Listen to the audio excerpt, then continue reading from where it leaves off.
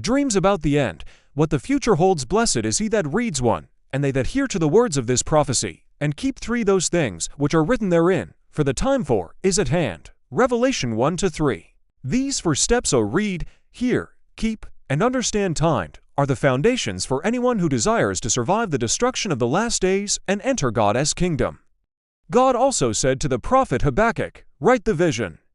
For the message is true, and it must surely come to pass in its appointed time, even if men doubt. The Bible, written thousands of years ago, speaks with accuracy about the past, the present, and the future. Anyone who follows the prophecies of the end of the age will eventually understand everything in its fullness when the final events unfold. History shows that God has always revealed hidden truths to individuals dear to his heart through visions. But now, in this generation, those visions are clearer than ever, because Christ is among us in his second coming, explaining mysteries plainly without parables. Just as foretold in Mark 13, for deeper insight, read The Way Home, or Face the Fire at www.thewayhome or facethefire.net. Understanding vision of vision is the ability to see what is coming, good or evil. But humanity has become blind through daily brainwashing by false pastors seeking profit and governments seeking control. Below is the first vision, a prophecy about nations at the center of the final world conflict. The first vision, the nation of Iran. On the 6th of February 2012, I was taken in the spirit to 2 nations. The first was Iran. In that vision, the atmosphere was tense.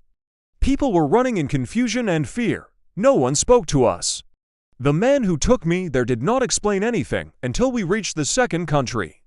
Iran, according to Revelation 9:13-22, is one of the 4 angels' nations that will be loosed to begin World War III, which has happened: Syria, Turkey, Iran, Iraq. The Syrian War, which began in 2011, claimed over 100,000 lives and displaced millions.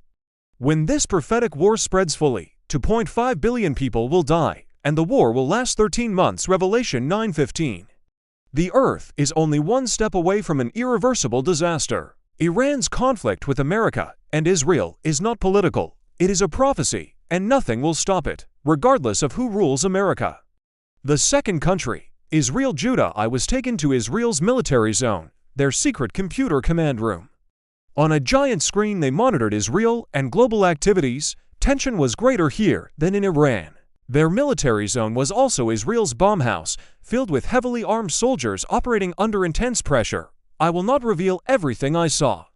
But I understood. Israel and Iran are preparing for a war that will draw in many nations and bring the collapse of man-made governments. Anyone spiritual and wise can now clearly see these signs. Nothing is hidden anymore. The third country, America. On the 8th of February 2012, I was taken again in the spirit, this time to America. I saw America as a child born to an aged woman, weak, vulnerable, and struggling. I saw America trying to build a protective shield around the whole nation, but the protection looked old and outdated. Meanwhile, China, Iran, Russia now have modern, advanced technologies and enormous economic power. America could no longer rely on its own strength. Fear and hopelessness filled the land. The only one able to defend America, Britain, Israel, the Commonwealth, and the lost tribes of Israel, is Christ himself, who has already returned physically and made himself known to some world leaders, but they have rejected him again. Because of this rejection, America and her allies must fall, as written in Ezekiel 38-39 and Revelation 11. The nations destined to strike America include Iran, Russia, China, Syria, Turkey, and others. The man who spoke with me said painfully, America has no defense. A destructive wind is coming. That wind is symbolic. It represents the many-layered judgments that will strike America. The fourth country, China. Still in the same vision, we moved to China. I was shown a temple where multitudes worshipped unknown gods. Suddenly, out of the ground grew a small greenish tree inside the temple.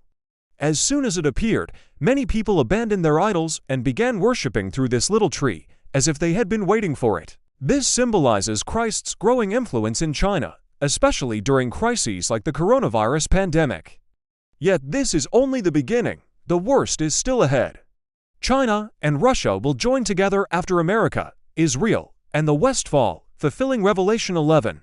They will rule the world for 3.5 years. The current tensions in the Middle East are the beginning of these woes. What the future holds a world that has rejected Christ and refused God's laws will face war, judgment, economic collapse, plagues, the fall of nations. The signs are already here. Even world leaders have been spiritually affected by a deeper coronavirus, a spiritual plague of blindness and confusion. The future is no longer coming. The future is here, and so is the end.